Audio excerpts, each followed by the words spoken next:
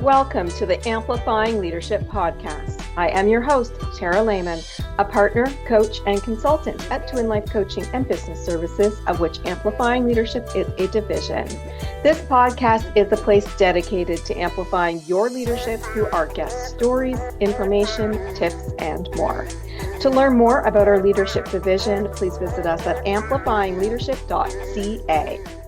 Today, I am welcoming Matthew Stafford, a Chief Optimization Officer. Welcome to the show. Thanks for having me.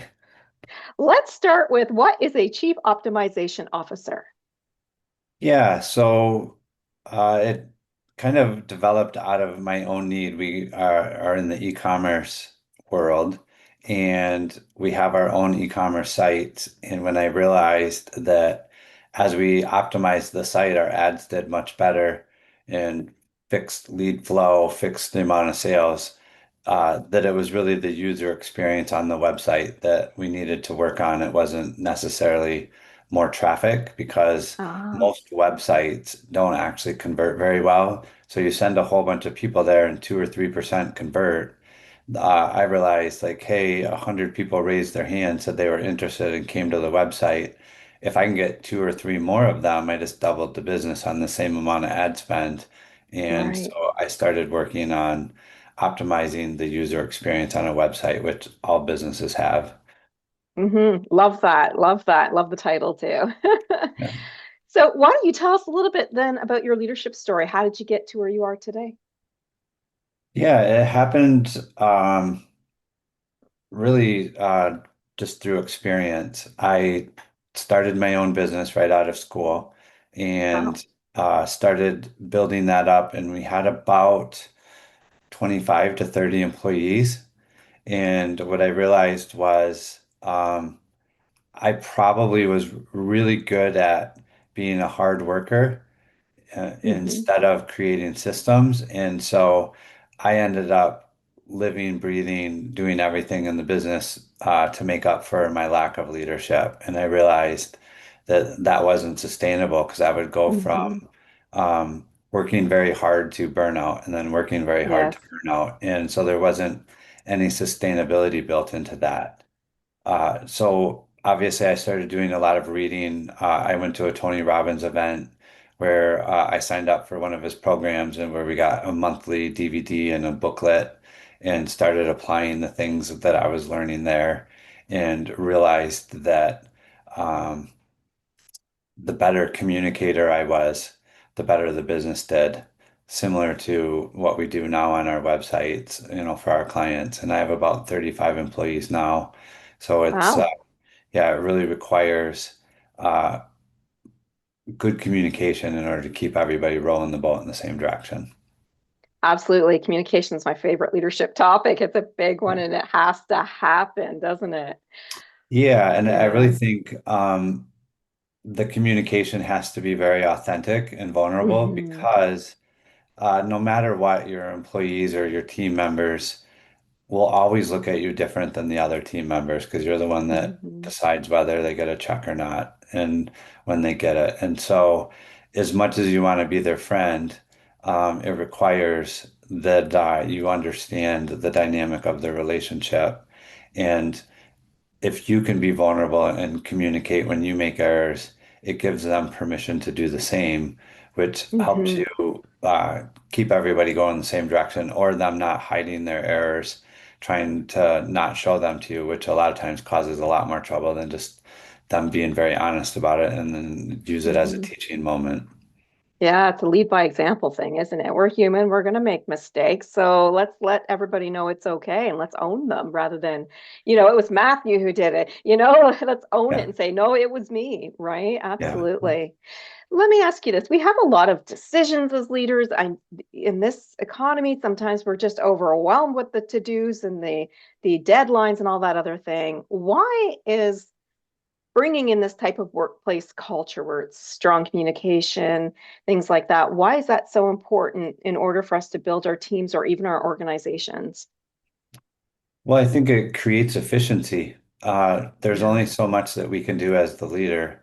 And in all reality, I think our main job is to cast the vision and then Hmm. have them have accountability as far as what they're getting done. And I would say that over the last, 18 to 24 months, we've started noticing AI is like affecting everybody's business, especially from us, where it's Hmm. data and analytics and information, and using it to process and letting them know that, these tools that are coming online aren't meant to replace them. They're literally meant to be a tool that they use to be more productive and actually, in many cases, have a better balance of life because during our busy seasons, a lot of times we would have to work a lot more hours. But if they Right. can use this tool to be more efficient, we really don't care how many hours they put in. We care about the service that they deliver. Hmm. And I want to come back to the efficiency piece as well, because I think when we bring in efficiencies, we pay attention to our teams, we communicate, as you alluded to, we communicate really well. It actually slows down turnover, and that's huge cost savings for us as well. What are your thoughts around that? 100% agree.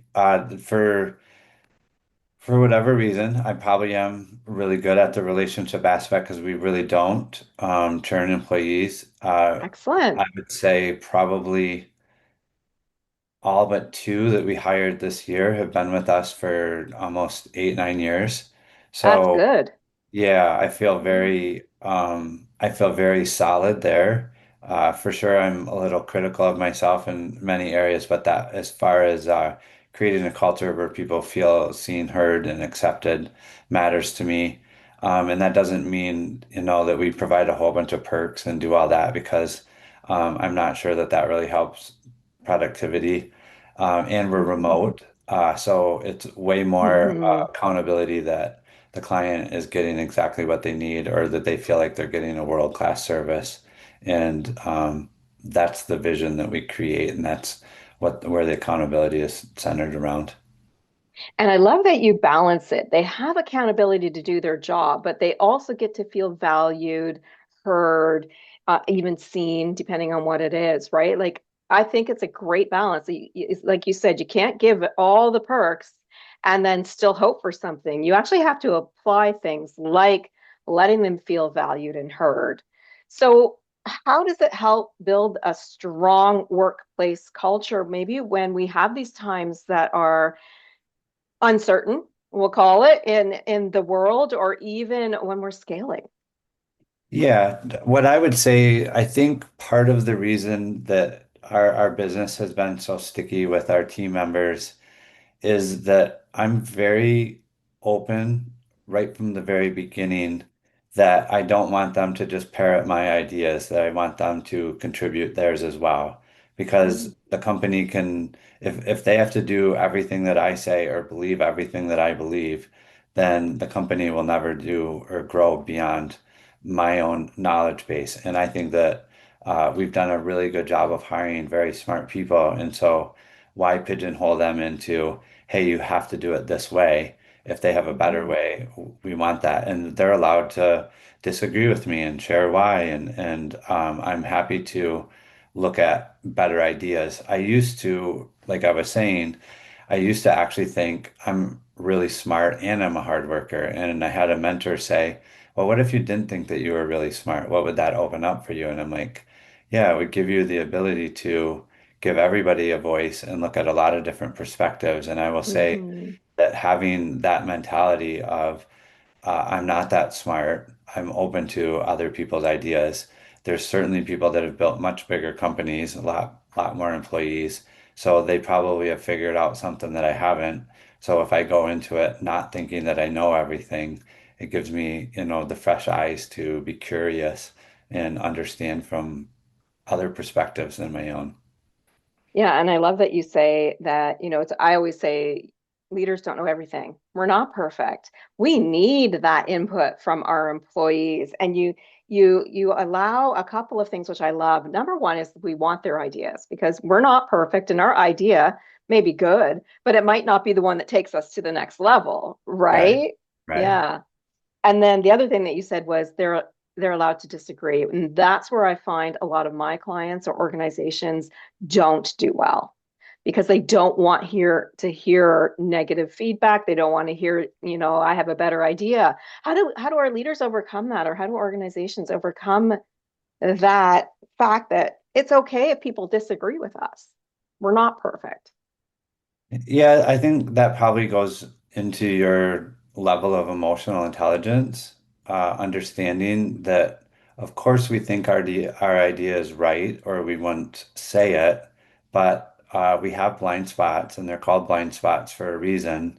And so, if the information is openly discussed, they understand that I can also say, no, I still like my idea better, or Hmm. wow, I really like that idea.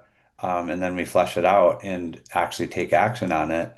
And when the other people in the company see that, that it gives them permission to do it too. So I think it really comes down to getting your ego out of the way and realizing that um, doesn't mean that you have to take all of their input, and they understand that, but the fact that they're willing to give it, and you give them a place that's it's open dialogue or safe to disagree, I think that that creates a much stronger culture, and it just shows from the standpoint of like the people that we have stayed for years and years and years, and that's been through COVID, all the other things, the ups and Hmm. downs. It's certainly, the business has seen highs and lows, and for them to stay through all of it makes me understand that they value coming to Yeah, work. absolutely. And it's interesting too because everybody knows the leader makes the final decision. But it is about allowing those other ideas just in case we're not right, just in case there's something better out there. What strategies do you have maybe if I don't even know how to do this? Like, I don't know where to start because my organization is ego based and I'm that mid-level leader, is trying to change the world, so to speak, in my organization. What is a good place to start? Like just that small thing that we can start to make some change. Yeah, I think as whatever level that you're the leader of the business, because we certainly have, there's me and then our CEO, and then we have other people that are basically project manage the different areas of the business. I think making sure that when you have a meeting that you don't give your opinion first. Because whenever I I'm like that. having a meeting, if I give my opinion first, then everybody else will just agree with it. And so essentially introduce the problem that I'm trying to solve or the goal that I'm trying to hit and ask them for their input without saying mine first, will give me a lot better ideas from them. I learned that if I say mine first, everybody's like, "Oh yeah, that's good, that's great," Hmm. and they disagree with it. And I think that comes from the dynamic that we were talking about earlier. As long as their paycheck's dependent on you, it's much easier to agree with you than it is to Yeah. potentially have an idea that's opposing. Absolutely. And I like that you're just bringing in the idea of let's start with your solutions because if I'm a middle manager in this ego-based company, at least my team knows that I want to hear from them. And that is a great way to start to at least the culture for my team to make some Yeah, changes there, right? yeah. Yeah. What would you say if there is very weak workplace culture somewhere and we're looking to build that performance? We're looking to build those teams as an organization. They want to bring something in. What would you say those steps are to taking from where you are today to this type of organizational culture that we want, that we're talking about? Where do they start? I'll tell you something that we did that was very simple. Okay.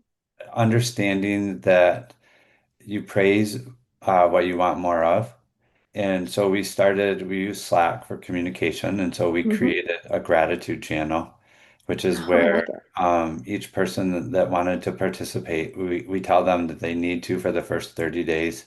And then after that, they can choose to stay in there or they can, not have to post, but to do it for 30 days straight. And so we have them state one thing that they're grateful for in their personal life, one thing that they're grateful for in their work life, and then a quality about themselves that they appreciate. And we were very specific about it because it says, I am grateful for. And so if I'm reading everybody else's, I am grateful for what they're grateful for, my brain doesn't know whether it's true or it's made up. But by me reading that, I become a lot more grateful. And then also when during the business portion of it, many of them will tag their workmates. And it feels good because they get recognized in front of all the other people in the company for whatever that person is grateful for how they showed up. And what it's created is it's a workforce that really supports each other. They love each other. They take care of each other. They show up when someone else has an issue. And it's really changed the dynamic of our culture. And it's something now that we've been doing. We started it in October before COVID started, and there's still Mhm. about anywhere from probably 12 to 15 posts in there every single day. That's amazing. I love that. It's taking the idea of a gratitude journal in life. If I've worked with clients that are really struggling, and I just say, write down three simple things that you're grateful for every day. It could be the color of the sky if you can't think of anything, right? But Yeah, this is taking it to a different level. I never thought, I mean, we used to write thank you cards. Like we had actual cards we could write a thank you to someone. Even as an employee, I could write my manager a thank you or somebody else. But actually yeah, having a channel to do this in and allowing people to write what's comfortable for them and then yeah. reading it, I think I would just smile the whole time reading it. I have this Yeah, big it's smile right amazing now thinking of how it. Yeah, it's amazing how when I would share and it really set the tone. So if I'd be very vulnerable about what I was sharing, they started doing that. Like we had uh, we have women on the team and they would literally be grateful for their stretch marks from their babies and stuff like Oh that. And my. so it was amazing to watch them open up and obviously everybody leaves reactions on those and it felt good and so everybody gets to the point where that you really being remote, you still feel very close and Hmm. each other at a really deep level. It's really been an amazing thing that I would recommend to anyone that has a company Hmm. of, a few people that's a practice that would really create a culture of recognition and the Hmm. authenticity and teamwork. I like a little bit too how you put a little personal one in there because it helps other people relate, right? You talk about stretch marks, for example, and now suddenly I can relate to that and I'm smiling thinking I'm not alone in this, right? Like Yeah, it's yeah, an amazing tool and it's a great start, easy to set up, yeah. right? If you have Yeah, it's Slack just or it's Teams literally or just a Slack whatever. and we created a template Yeah. that they can cut and paste and they fill out their three things and they do it daily and it's awesome. It's so simple. And practically free unless you're paying for an extra channel in Slack or Teams or whatever they're No, using. no, yeah, It's no cost or low cost for sure, yeah, which we no all cost. love. Yeah.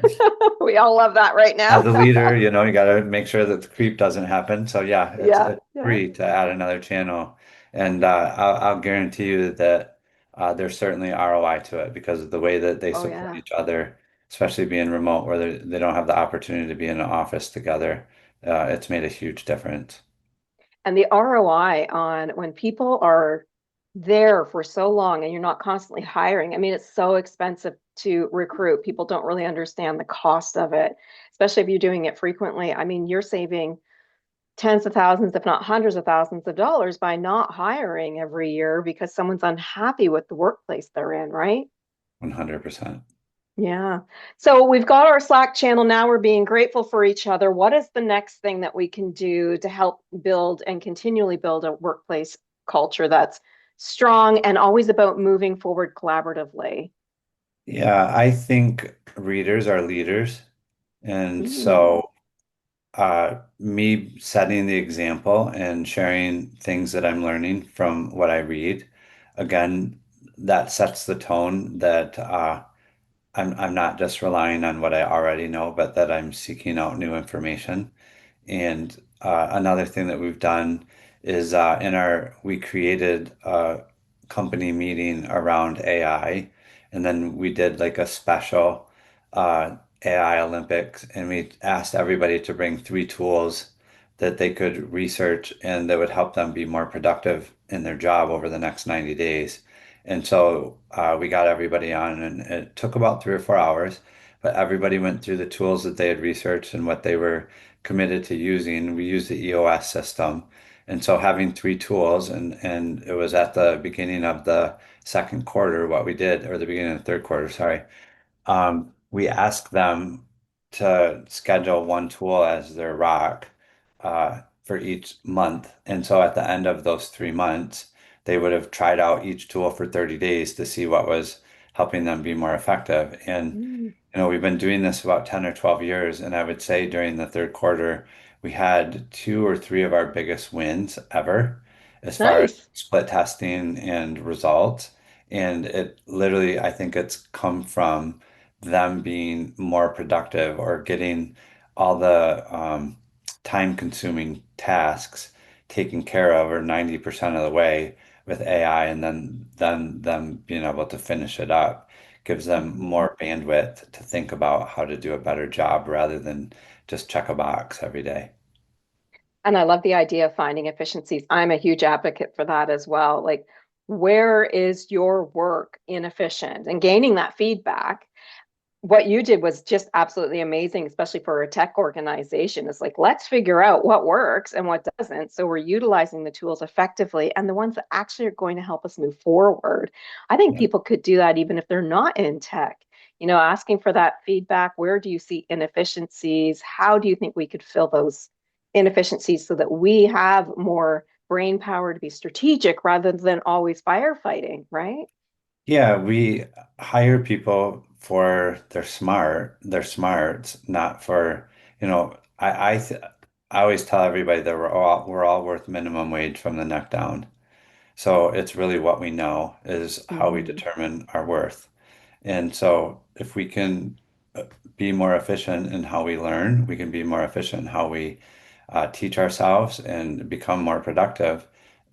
We raise our worth to the company and to Mhm. other people, to our client. And so when we do that, it's going to be a natural progression.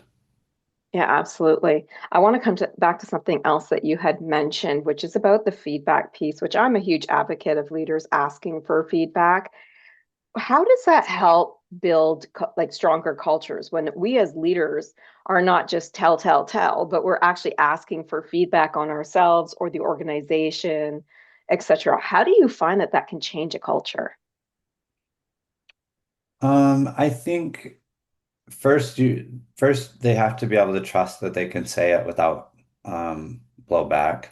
So you have to be very careful in um, acknowledging that the feedback was given and Hmm. own it. So I do that publicly on our company meeting. When they give us feedback, I want it and I acknowledge it and I thank them for it.